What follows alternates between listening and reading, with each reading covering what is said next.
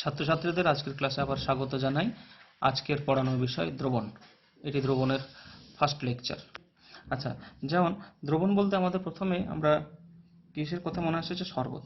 শরবত দেখো, এখানে জল নিয়েছি, জলে যদি আমরা চিনি দিই তাহলে জলটা বেশি থাকবে, জল বেশি থাকলে জলটা হয়ে যাবে দ্রাবক, এবং চিনি থাকবে কম, চিনি হয়ে যাবে দ্রাবক। অর্থাৎ যেটা বেশি থাকবে তাকে বলা হবে দ্রাবক, যেটা কম থাকবে সেটা হবে দ্রাবক, এবং দ্রাবক এবং দ্রাব যোগ হয় দ্রবণ তৈরি করবে। দ্রবণের প্রকারভেদ, বিভিন্ন রকম দ্রবণ হতে পারে। যেমন যদি দ্রাবক মানে যেটা বেশি থাকবে, গ্যাসটা যদি বেশি থাকে এবং তাতে যদি অন্য গ্যাস কম থাকে সেটা গ্যাসীয় দ্রবণ হয়ে যাবে। যেমন হাইড্রোজেনের মধ্যে যদি হিলিয়াম গ্যাস দিই হতে পারে গ্যাসে তরল হতে পারে। যেমন জলের মধ্যে যদি আমরা HCl গ্যাস দিয়ে দিই সেটা এক ধরনের দ্রবণ হতে পারে। যেমন তরলে কঠিন, যেমন তরল পারদে যদি মনে করো আমরা জিঙ্ক দিয়ে দিই, ঠিক আছে, তখন পারদ সংকর হয়ে যাবে। তরলে কঠিন, এটা আমাদের খুব পরিচিত। আমরা যেমন জলের মধ্যে যদি আমরা নুন বা চিনি জলীয় দ্রবণ দিয়ে দিই, বিভিন্ন রকম। তরলে কঠিন, কঠিনে কঠিন, তখন স্টেটটা কি যাবে? কঠিন। তরলে যদি কঠিন দিই তখন স্টেটটা হয়ে যাবে তরল। যেমন শরবত কেমন দেখতে? শরবত হয় লিকুইড স্টেটে থাকে। আর কঠিনে কঠিন, যেমন কপার আর টিন দিয়ে দিলে ব্রোঞ্জ। ব্রোঞ্জ কেমন হয়? কঠিন। এখানে কপারটাও কঠিন আর টিনটাও কঠিন। তরলে দ্রবীভূত কঠিন পদার্থের গাঢ়ত্ব প্রকাশের পদ্ধতি। বিভিন্ন রকম পদ্ধতি আছে আমাদের গাঢ়ত্ব প্রকাশ করার জন্য। প্রথম পদ্ধতি হচ্ছে শতকরা মাত্রা। শতকরা মাত্রা কি আছে না, কোনো দ্রবণের 100 ভাগে যত ভাগ দ্রাব দ্রবীভূত থাকবে সেই সংখ্যাটিকে শতকরা। যেমন যদি বলি যে 100 ভাগে জলে যদি বলি 10 ভাগ যদি চিনি থাকে, তখন শতকরা মাত্রা কি হয়ে যাবে? শতকরা মাত্রা হয়ে যাবে 10%। ঠিক আছে। এছাড়া আরও আমাদের বিভিন্ন প্রকাশের পদ্ধতি আছে, যেমন নরমালিটি। নরমালিটি কি বলে? নরমালিটি হচ্ছে 1 লিটার সলিউশনে, 1 লিটার দ্রবণে দ্রাবের যত গ্রাম তুল্যাঙ্ক দ্রবীভূত থাকে। ঠিক আছে। মোলারিটি, ওটা একই রকম ভাবে 1 লিটার সলিউশনে যত মোল দ্রবীভূত থাকবে সেটা মোলারিটি। ফর্মালিটি কাদের ক্ষেত্রে হবে? যাদের ক্ষেত্রে আণবিক ওজন নেই। যেমন তড়িৎদ্রবী যৌগ, তড়িৎদ্রবী যৌগ যেমন NaCl, NaCl এর ক্ষেত্রে কিন্তু ওর আণবিক ওজন নেই, ফর্মাল ওজন। তো সেই সমস্ত যৌগগুলোর ক্ষেত্রে আমরা গাঢ়ত্বকে ফর্মালিটিতে প্রকাশ করব। আমাদের এই চ্যাপ্টারের জন্য যেটা সব থেকে বেশি গুরুত্বপূর্ণ সেটা হচ্ছে মোলালিটি। মোলালিটি কি ছিল? মোলালিটি হচ্ছে গিয়ে যে 1000 গ্রাম দ্রাবকে কোনো দ্রাবের যত গ্রাম অণু দ্রবীভূত হবে সেই সংখ্যাটি, সেই গ্রাম অণু সংখ্যাটিকে ওর মোলালিটি বলে। দেখো এখানে হচ্ছে 1000 গ্রাম, 1000 গ্রাম দ্রাবকে, সুতরাং গ্রাম যেহেতু আছে তাই মনে রাখবে মোলালিটি কেবলমাত্র টেম্পারেচারের উপর ডিপেন্ড করে না। বাদ বাকি যেগুলো আছে, এখানে দেখো লিটার আছে, নর্মালিটিতে লিটার, এখানেও লিটার, ফর্মালিটিতেও কিন্তু লিটার। সুতরাং এগুলো কি হবে? টেম্পারেচারের উপর ডিপেন্ড করবে, কিন্তু একমাত্র আমাদের মোলালিটি টেম্পারেচারের উপর ডিপেন্ড করবে না। মোলালিটি আমাদের একটা ফর্মুলা আছে। মোলালিটিকে যদি আমরা m দ্বারা প্রকাশ করি, m কি হয়ে যাবে? m equals to W2 into 1000 by W1 into M2। ঠিক আছে, যেখানে m হচ্ছে মোলালিটি, W1 আর W2 মনে রাখবে। 1 সবসময় স্ট্যান্ড করবে দ্রাবকের জন্য আর 2 স্ট্যান্ড করে সবসময় দ্রাবের জন্য। তাহলে এটা হচ্ছে গিয়ে W1 মানে হচ্ছে দ্রাবকের ওজন, W2 হচ্ছে দ্রাবের ওজন। সবসময় রাখবে 1 for দ্রাবক, 2 for দ্রাবক। R M1, M1 হবে, যে এখানেও যদিও নেই, এটা হবে দ্রাবকের আণবিক ওজন। আর M2 হবে, যেটা এখানে M2 হবে দ্রাবের আণবিক ওজন। মনে রাখবে এই ফর্মুলাটা, তোমাদের মনে রাখলে হচ্ছে যে molality m equals to W2 into 1000 by W1 M2। this is very important formula, যেটা আমাদের এই চ্যাপ্টারে অঙ্ক করতে কাজে লাগবে। এবারের টপিক হচ্ছে গ্রাম পার লিটারে মাত্রা। কোনো দ্রবণের প্রতি লিটারে কোনো দ্রাবের যত গ্রাম দ্রবীভূত আছে সেই গ্রাম সংখ্যাই হলো গ্রাম। তো দ্রবণের গ্রাম প্রতি লিটারে, যদি 1 লিটারে যদি 49 গ্রাম H2SO থাকে, তাহলে কি হবে, তার মোলার মাত্রা কত হবে, সেই এককটা সেটা বার করা যাবে গ্রাম প্রতি লিটারে মাত্রা। এবং এর পরের টপিক হচ্ছে মোল ভগ্নাংশ। মোল ভগ্নাংশ হচ্ছে যে কোনো দ্রবণে উপাদানের মোল সংখ্যাকে দ্রবণে উপস্থিত সকল উপাদানগুলির মোট মোল সংখ্যা দিয়ে ভাগ করলে যে ভাগফল পাওয়া যাবে তাকে মোল ভগ্নাংশ বলে। এত চিন্তার দরকার নেই, মনে রাখবে মোল ভগ্নাংশ হচ্ছে নিজেরটা বাই টোটালটা, নিজের বাই টোটাল। যদি ধরো N1 সংখ্যক যদি দ্রাবকের কণা থাকে, N2 যদি দ্রাবের কণা থাকে, তাহলে মোল ভগ্নাংশকে আমরা যদি x বলি, তাহলে x1 মানে হচ্ছে দ্রাবকের মোল ভগ্নাংশ সমান কি হবে, নিজেরটা বাই টোটালটা 1 এর জন্য 1 উপরে বাই টোটালটা কত, N1 যুক্ত N2। একই রকম ভাবে x2 মানে কি দ্রাবের মোল ভগ্নাংশ কি হবে, নিজেরটা মানে N2 by N1 plus N2। তাহলে মূল ভগ্নাংশ আমরা কি শিখলাম, মূল ভগ্নাংশ যদি x2 হয় তাহলে উপরে দিবে x2 সমান কি দেবে N2 by N1 plus N2, আর যদি x1 দাও তাহলে কি দেবে N1 by N1 plus N2। মনে রাখবে নিজেরটা বাই টোটালটা, 1 এর জন্য নিজেরটা বাই টোটালটা।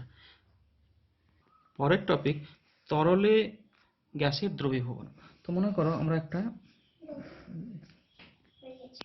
তাহলে এই যে গ্যাস জারে আমরা যদি কিছু পরিমাণ তরল এখানে রাখি, তো তরল যেটা আছে সেটা তো বাষ্পীভূত হবেই, ঠিক আছে। এবার আমরা যদি একে একটা ঢাকনা দিয়ে দিই তাহলে কি হবে, প্রথমে এখানে যে বাষ্প আছে সেই বাষ্পটা কি হবে, বাষ্পটা আস্তে আস্তে গ্যাসের মধ্যে দ্রবীভূত হবে, বাষ্পটা কি হবে, গ্যাসটা দ্রবীভূত হবে। হ্যাঁ, প্রথমে গ্যাসটা যে বাষ্পটা আছে সেটা এখানে দ্রবীভূত হলো, পরবর্তীকালে কি হবে, যে এইখানে যে তরল আছে সেটাও কিন্তু আবার উপরে উঠে চলে যাবে, ঠিক আছে। এবং একসময় একটা সাম্যাবস্থা দেখা যাবে যখন কি হবে, গ্যাস টু বাষ্প,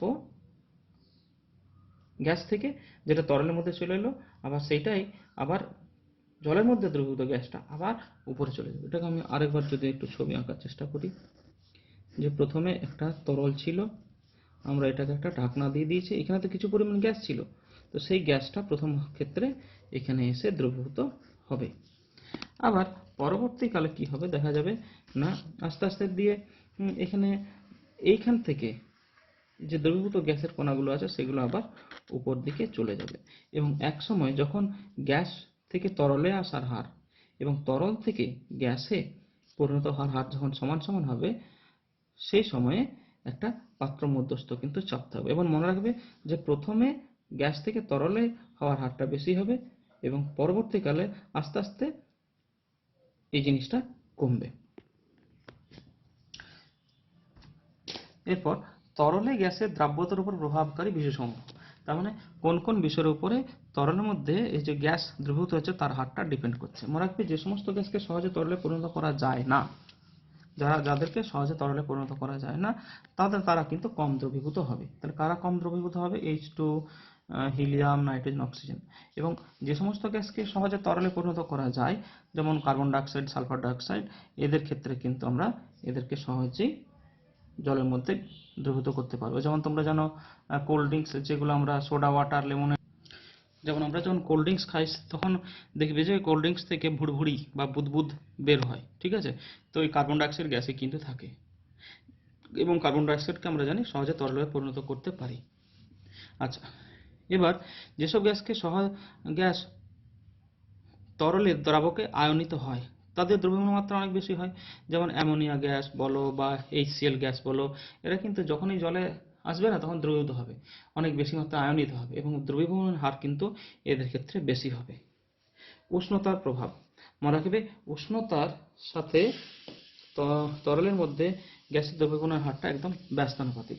উষ্ণতা যদি বাড়ে, উষ্ণতা বাড়লে দ্রবীভবনের হারটা কমে যাবে, দ্রবীভবন হবে কম, ঠিক আছে। যত আমরা ঠান্ডা করব তত কিন্তু তরলের মধ্যে গ্যাসের দ্রবীভবনের হারটা বাড়বে, এবং যত গরম করব তরলের মধ্যে গ্যাসের দ্রবীভবনের হারটা হয়ে যাবে কম।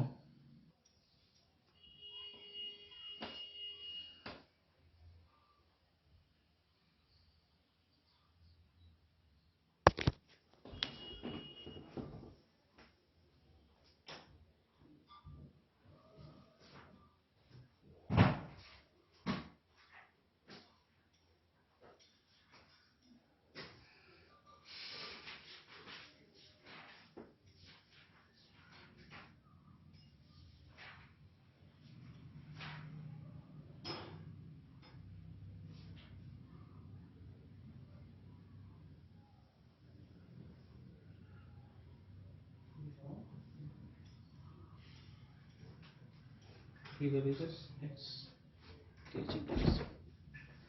P সমান kh into x. P সমান kh into x.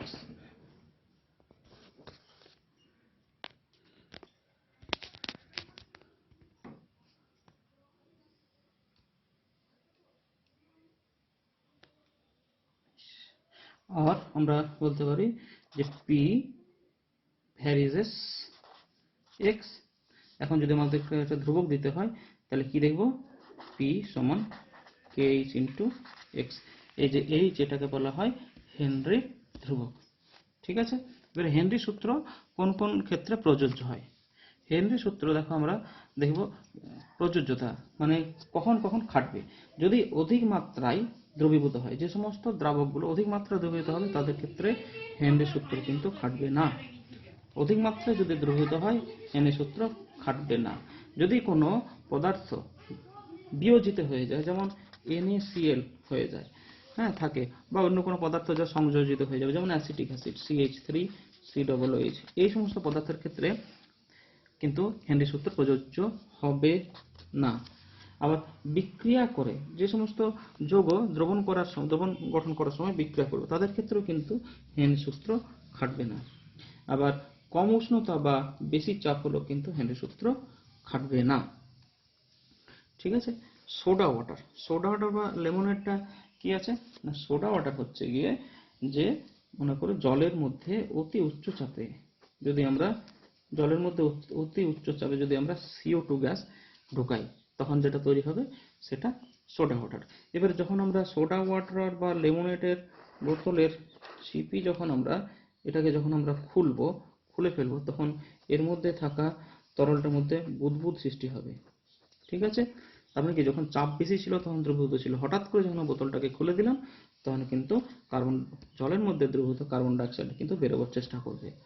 ঠিক আছে, এর পরের আমাদের গুরুত্বপূর্ণ জায়গা হচ্ছে বেন্টস কি।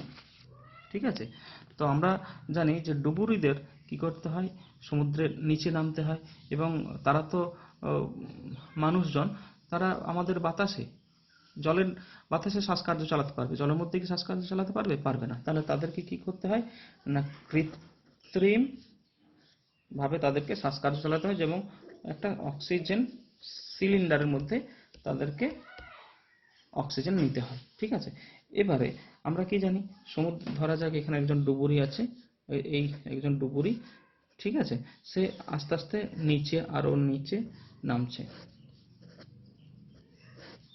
তো যত নিচে নামবে কি হবে, জলের চাপ বাড়বে,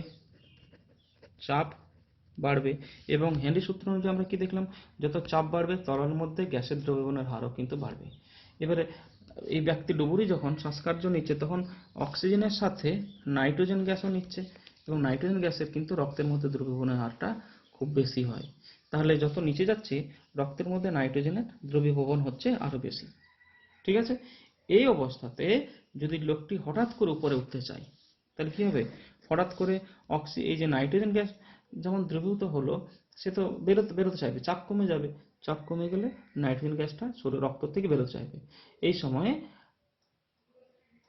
লোকের বা ওই যে ডুবুরির শ্বাসকার্যে সমস্যা হবে, হ্যাঁ, এবং রক্তচাপের সমস্যা হবে। এই যে রক্তচাপের সমস্যা, মাথা ঘোরা বা শিরাতে প্রচন্ড রক্তের চাপের সৃষ্টি হবে। ঠিক আছে, এবং যে দুর্বলতা দেখা যাবে তাকে বলা হবে বেন্টস। তাহলে আবার একটু বলি যে আমরা বা ডুবুরি যখন শ্বাসকার্য নিচ্ছে তখন অক্সিজেনের সাথে নাইট্রোজেনও নিচ্ছে। ডুবুরি যত গভীরে যাচ্ছে রক্ত মানুষ এই রক্তের চাপ বাড়ছে। কেন রক্তের চাপ বাড়ছে? না হেনরি সূত্র অনুযায়ী কি দেখলাম? হেনরি সূত্র অনুযায়ী দেখলাম আমরা পি ভ্যারিসেস এক্স। চাপ বাড়লে তরলের মধ্যে দ্রবীভূত গ্যাসের পরিমাণও বাড়বে। সুতরাং যখন যত গভীরে নামছে চাপ বাড়ছে, রক্তের মধ্যে নাইট্রোজেনের বেশি দ্রবীভূত হচ্ছে। এই অবস্থাতে সে যে উপরে উঠতে চায় তাহলে নাইট্রোজেনটা কিন্তু তাড়াতাড়ি বেরোতে চাইবে, কারণ চাপ কমে যাচ্ছে। চাপ কমলে গ্যাসটা রক্ত থেকে বেরিয়ে আসতে চাইবে। এই অবস্থায় তার যে রক্তচাপ যে জনিত যে সমস্যা দেখা দেবে তাকে বলা হবে বেন্টস। ঠিক আছে, তো এর থেকে বাঁচার উপায় কি? এটা পরীক্ষাতে আসে। আমার উপায় হচ্ছে এই যে ডুবুরি হঠাৎ করে যদি ওঠে তাহলে সমস্যা। তা কি করতে হতে পারে? সে যদি আস্তে আস্তে যদি সে ওঠে তাহলে কি হবে? তার এই সমস্যাটা দূর হতে পারে। এবং তার থেকে ভালো উপায় কি? অক্সিজেনের সাথে O2 সাথে যে 80% যে নাইট্রোজেন থাকে তার বদলে 80% আমরা যদি হিলিয়াম নিই তাহলে এই সমস্যা দূরীভূত হবে। কারণ কি? নাইট্রোজেন রক্তের মধ্যে দ্রবীভূত হলেও হিলিয়াম কিন্তু খুব কম মাত্রায় রক্তের মধ্যে দ্রবীভূত হয়। সুতরাং ডুবুরি খুব তাড়াতাড়ি যদি সমুদ্রের নিচ থেকে উপরে উঠে আসে তাহলে তার কোনো সমস্যা হবে না। আবদ্ধ পাত্রে আমাদের পরের টপিক, আবদ্ধ পাত্রে তরলের বাষ্পায়নের ধারণা। যদি আমরা একটা পাত্র এখান থেকে নিই, পাত্রতে ধরা যাক কিছু তরল আছে। এবার আমরা এটাকে একটা ঢাকনা দিয়ে বন্ধ করেছি। প্রথম ক্ষেত্রে কি হবে? না এই তরলটা বাষ্পায়িত হবে, বাষ্পায়নের হার বেশি হবে। পরবর্তীকালে কি হবে? এই বাষ্পটাও আবার এইখানটাতে ফেরত আসবে। তার মানে প্রথম ক্ষেত্রে তরল থেকে হচ্ছে গ্যাস বা বাষ্প, আবার পরবর্তীকালে এই বাষ্প আবার হয়ে গেল তরল। ঠিক আছে, এবং একসময় কি হবে? যে হারে তরল থেকে বাষ্প এবং সেই হারে বাষ্প থেকে তরলে রূপান্তরিত হবে, তখন এইখানের যে গ্যাস সেটা বাহ্যিক চাপের যখন সমান হবে তখন তাকে বলা হবে সম্পৃক্ত বাষ্পচাপ। ঠিক আছে, এবার এই যে বাষ্পচাপ কোন কোন বিষয়ের উপর ডিপেন্ড করে সেটা আমরা একটু দেখব।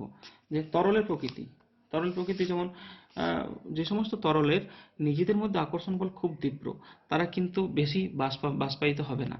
যেমন যদি আমরা দেখো ইথাইল অ্যালকোহল এবং জল যদি বলি, ইথারের মধ্যে কিন্তু নিজেদের মধ্যে আকর্ষণ বল খুব কম।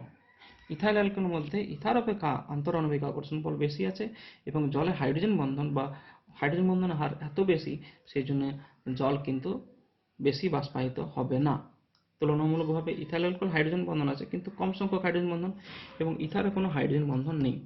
তো সেই জন্য কি হচ্ছে না, ইথারে নিজেদের মধ্যে আন্তঃআণবিক আকর্ষণ বল কম, তাই এর ক্ষেত্রে বেশি বাষ্পচাপ হবে এবং বাষ্পচাপের পরিমাণটা হবে বেশি, তার থেকে কম হবে ইথাইল অ্যালকোহল, এবং সব থেকে বাষ্পচাপের মান কম হবে জলের ক্ষেত্রে। ঠিক আছে, আচ্ছা, উষ্ণতা যত বাড়াবো, উষ্ণতা বাড়ালে বাষ্পায়নের হার বেশি হবে। ঠিক আছে, উষ্ণতা বাড়ালে বাষ্পচাপ বাড়বে, কারণ যত উষ্ণতা বৃদ্ধি পাবে তত তরলের মধ্যে যে কণাগুলো আছে তাদের গতিশীলতা বাড়বে এবং তারা উপরতলের ক্ষেত্রফল হয়ে কিন্তু বেশি মাত্রায় বাষ্পায়িত হবে। আমাদের পরের টপিক, তরল দ্রাবক এবং অনুদ্বায়ী কঠিন দ্রাবের সমন্বয়ে গঠিত দ্রবণের বাষ্পচাপ। অনুদ্বায়ী কোনটা? না যেটা উবে যাবে না। তাহলে দেখা যাক এটা একটা বিশুদ্ধ দ্রাবক। বিশুদ্ধ দ্রাবক ক্ষেত্রে কি হবে না, এই যে সারফেস, যে উপরের সারফেসটা আছে, উপরের সারফেসটা গোটাটাই কি আছে? বিশুদ্ধ দ্রাবক আছে, সুতরাং বাষ্পায়নের হার বেশি হবে। কিন্তু যদি আমরা এর মধ্যেই যদি আমরা একটা দ্রবণ নিই এবং দ্রবণের মধ্যে যদি অনুদ্বায়ী দ্রাবক যদি নিই তাহলে কি হবে? এই যে সারফেসটাতে যেমন দ্রাবক তো থাকছেই, তার সাথে অনুদ্বায়ী কণাগুলো থাকবে, তো তারা তো আর উঠবে না। তাহলে কি হবে? বাষ্পর পরিমাণ হবে কম। সুতরাং মনে রাখবে বিশুদ্ধ দ্রাবক ক্ষেত্রে বাষ্পচাপের মানটা বেশি হবে, অনুদ্বায়ী দ্রাবের দ্রবণের ক্ষেত্রে বাষ্পচাপের মানটা হবে কম। মনে রাখবে দ্রবণের বাষ্পচাপ সবসময় বেশি হবে, দ্রবণের বাষ্পচাপ সবসময় কম হবে এবং বিশুদ্ধ দ্রাবকের বাষ্পচাপ হবে সবসময় অনেক অনেক বেশি। কারণ এখানে যে সারফেস আছে সেখানে তো শুধুমাত্র বিশুদ্ধ তরলটা আছে, সেটা তো বাষ্পায়িত হবেই, কিন্তু এইখানে বিশুদ্ধ দ্রাবকের পাশাপাশি অনুদ্বায়ী দ্রাবক আছে, তো দ্রাবকগুলো তো দ্রবীভূত হবে না, তো সেই জায়গাটা থেকে বাষ্পায়িত হতে পারবে না, সুতরাং দ্রবণের ক্ষেত্রে বাষ্পচাপের মানটা হবে অনেক কম।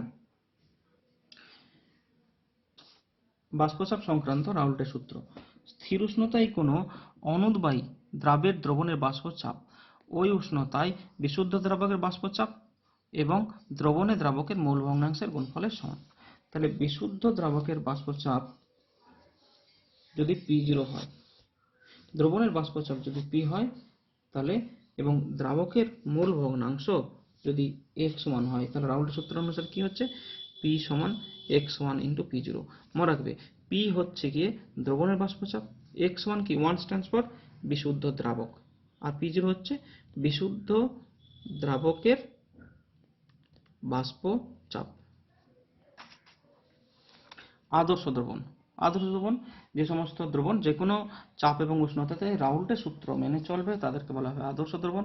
আদর্শ দ্রবণ এর ক্ষেত্রে দুটো শর্ত আছে, যেমন delta V mixing equals to 0 এবং delta H solution equals to also 0। Delta V mixing 0 মানে কি, ধরো আদর্শ দ্রবণ কারা গঠন করবে, আদর্শ দ্রবণ গঠন করবে তারা যাদের অণুগুলোর সাইজ, আকর্ষণ বল একই রকমের, তাদের ক্ষেত্রে আদর্শ দ্রবণ গঠন করবে। এবং তাদের ক্ষেত্রে যদি 50 ml যদি আমরা A নিই এবং 50 ml যদি B নিই, তাহলে কি দেখব, টোটাল সলিউশন কিন্তু 100 ml হবে, 99.9 আর 100.001 হবে না, সেটাকে বলা হচ্ছে ডেল্টা ভি মিক্সিং। মানে যতটা নেব টোটালে কিন্তু ততটাই থাকবে, ঠিক আছে। এখানে যেমন আদর্শ দ্রবণের উদাহরণ আমরা বলতে পারি বেনজিন এবং টলুইন, ঠিক আছে। আচ্ছা, এবং এখানে আরেকটা আছে delta H solution equals to 0।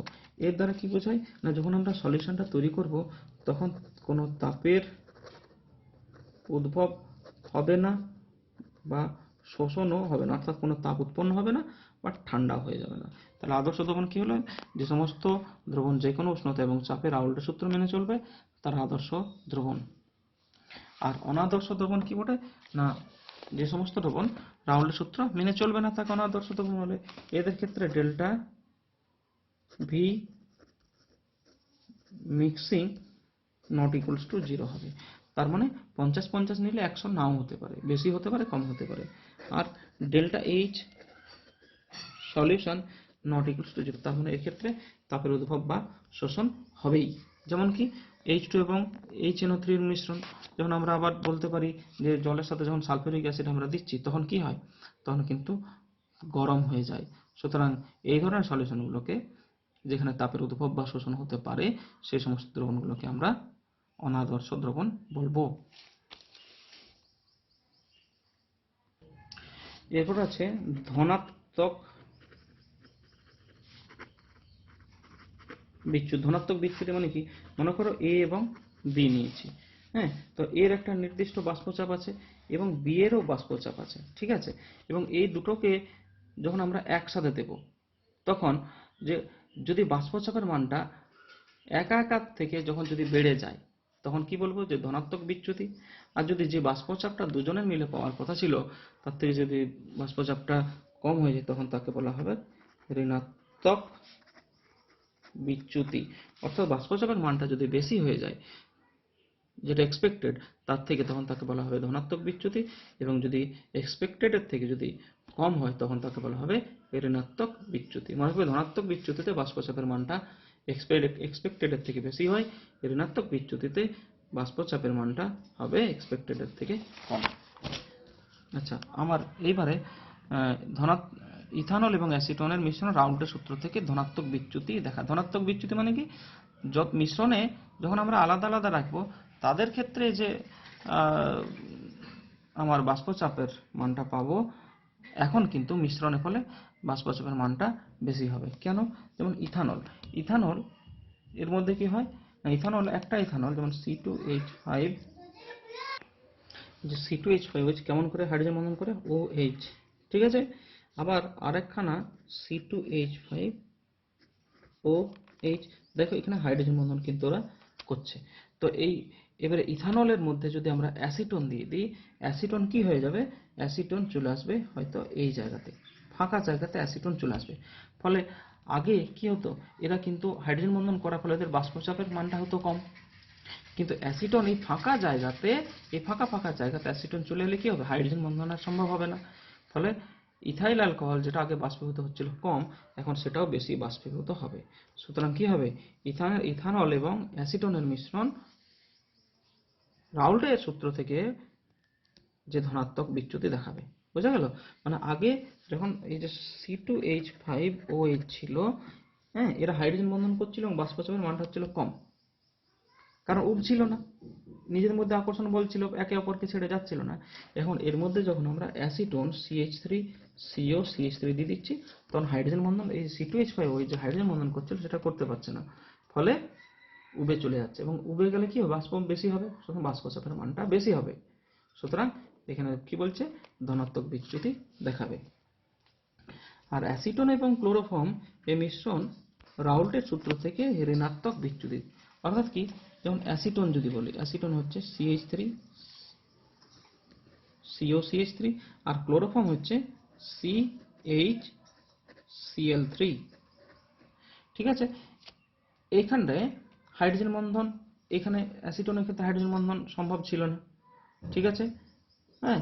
কিন্তু যখন এখানটাতে অ্যাসিটনের কাছাকাছি যখন আমাদের কি আসছে, এবং ক্লোরোফর্মও কোনো হাইড্রোজেন বন্ধন ছিল না, এবং যখন এই দুটোকে আমরা পাশাপাশি, এটা হচ্ছে অ্যাসিটোন আর এটা যখন আমরা ক্লোরোফর্ম কাছাকাছি আমরা যখন চলে এলো, তখন এরা কিন্তু হাইড্রোজেন বন্ধন গঠন করবে।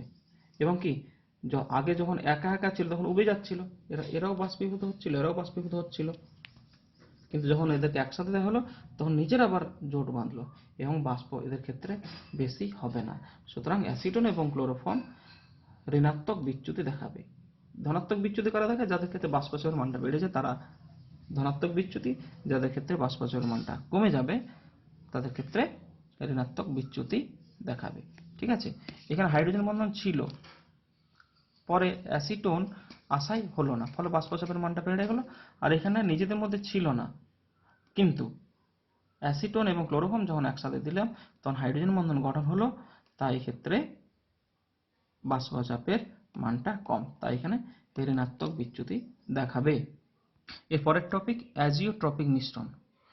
অ্যাজিওট্রপিক মিশ্রণ খুব গুরুত্বপূর্ণ তোমাদের জন্য। অ্যাজিওট্রপিক মিশ্রণ হচ্ছে যে সমস্ত তরল মিশ্রণ স্থির উষ্ণতা এবং চাপে অপরিবর্তিত সংযুতিতে পাতিত হয়।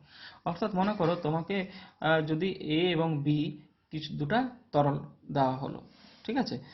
এইবার যদি তাদেরকে পাতন করা হয়, পাতনের ফলে কি হবে, বাষ্প হবে। এও যেমন উপরে উঠবে, বিও উঠবে। যেমন আমরা এখানটাতে যদি একটা ছবি আঁকি, যে এ এবং বি এর মিশ্রণ দেওয়া হলো, এবার এও পাতিতে হবে, বিও পাতিতে হবে।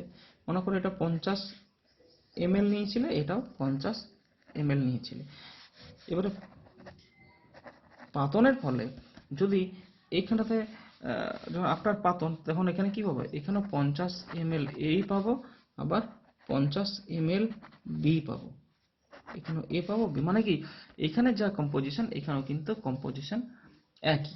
অর্থাৎ পাতনের আগে যা পার্সেন্টেজ, পাতনের পরেও কিন্তু পার্সেন্টেজ যদি একই থাকে, সেই মিশ্রণটাকে বলা হবে অ্যাজিওট্রপিক মিশ্রণ, ঠিক আছে। তাহলে যেমন এখানে উদাহরণটা কি আছে, ইথানল এবং জল, যে কোনো অনুপাতে নিলে হবে না, কিন্তু অনুপাতটা কি নিতে হবে, যে ইথানল নিতে হবে 95% এবং জল নিতে হবে 4.4%, তবেই কিন্তু অ্যাজিওট্রপিক মিশ্রণ হবে। অর্থাৎ পাতনের আগে তরলের মিশ্রণ অনুপাত যেমন 95 এবং 4.4, যে গ্যাসটা আমরা পাবো সেটাও কিন্তু একই হারেই কিন্তু পাবো এই ধরনের মিশ্রণকে। অর্থাৎ পাতনের আগে যা কম্পোজিশন, পাতনের পরে যে বাষ্প পাবো সেটার কম্পোজিশন সম্পূর্ণ এক। এই ধরনের মিশ্রণগুলোকে বলা হবে অ্যাজিওট্রপিক মিশ্রণ। আমাদের এরপরের টপিক হচ্ছে কলিগেটিভ বা সংখ্যাগত বা সমাবর্তী ধর্ম, খুব গুরুত্বপূর্ণ ধর্ম। এটা কিরকম না, দ্রবণে যেসব ধর্ম দ্রবণে ধ্রুবত দ্রাবের প্রকৃতির উপর, দেখো দ্রাবের প্রকৃতির উপর নির্ভর করে না, কার উপর ডিপেন্ড করে, দ্রবণ উপস্থিত কণার সংখ্যার উপর ডিপেন্ড করে। তার মানে যারা সংখ্যার উপর ডিপেন্ড করবে তারাই হবে সংখ্যাগত ধর্ম। ঠিক আছে, দ্রাবটা কেমন বটে তার উপর ডিপেন্ড করছে না, কিসের উপর ডিপেন্ড করছে না, যে দ্রাবগুলো নিচ্ছি তার সেগুলো কতগুলো আছে সংখ্যার উপর ডিপেন্ড করছে, তাকে বলা হচ্ছে কলিগেটিভ প্রপার্টিজ বা সংখ্যাগত ধর্ম বা সমাবর্তী ধর্ম। কতগুলো আছে আমাদের, মোটামুটি 4টা আছে আমাদের এখানে। যেমন প্রথম টপিক হচ্ছে বাষ্পচাপের আপেক্ষিক অবনমন, স্ফুটনাঙ্কের উন্নয়ন, হিমাঙ্কের অবনমন, অভিস্রবণ চাপ। মনে রাখতে হবে প্রত্যেকটা যেমন যা আছে মনে রাখতে হবে। বাষ্পচাপের আপেক্ষিক অবনমন, আমরা একটু আগে কি দেখলাম যে সবসময় বিশুদ্ধ দ্রাবকের যা বাষ্পচাপ দ্রবণের বাষ্পচাপ কিন্তু কম হয়ে গেল, সুতরাং বাষ্পচাপের আপেক্ষিক অবনমন। স্ফুটনাঙ্ক কিন্তু যখন হয় উন্নয়ন হবে, স্ফুটনাঙ্কের উন্নয়ন। যেমন যখন কোনো কিছু সিদ্ধ করতে হয় তখন মা কি করে একটুকু তার সাথে নুন দিয়ে দেয়, এটা অপদ্রব্যের উপস্থিতি, এবং নুন দেওয়ার ফলে কি হবে যে স্ফুটনাঙ্কটা কিন্তু বেড়ে যাবে। তাহলে বাষ্পচাপের আপেক্ষিক অবনমন নিচে, স্ফুটনাঙ্কের উন্নয়ন। এবারে আমরা যখন বরফের সাথে নুন দিয়ে দিই তখন হিমাঙ্ক কিন্তু কমে যায়। ঠিক আছে, তাহলে হিমাঙ্কের অবনমন। এবং আরেকটা হচ্ছে অভিস্রবণ চাপ। ঠিক আছে, তাহলে আমরা সংখ্যাগত ধর্ম কি বুঝলাম না, যে সমস্ত ধর্ম দ্রবণের ধর্ম দ্রাবের প্রকৃতির উপর ডিপেন্ড করবে না, কার উপর ডিপেন্ড করবে, দ্রবণ উপস্থিত কণার সংখ্যার উপর ডিপেন্ড করবে, সেই ধর্মগুলোকে বলা হবে কলিগেটিভ প্রপার্টিজ। আমরা যেমন এখানে 4টা পড়লাম, বাষ্পচাপের আপেক্ষিক অবনমন, স্ফুটনাঙ্কের উন্নয়ন, হিমাঙ্কের অবনমন এবং অভিস্রবণ চাপ।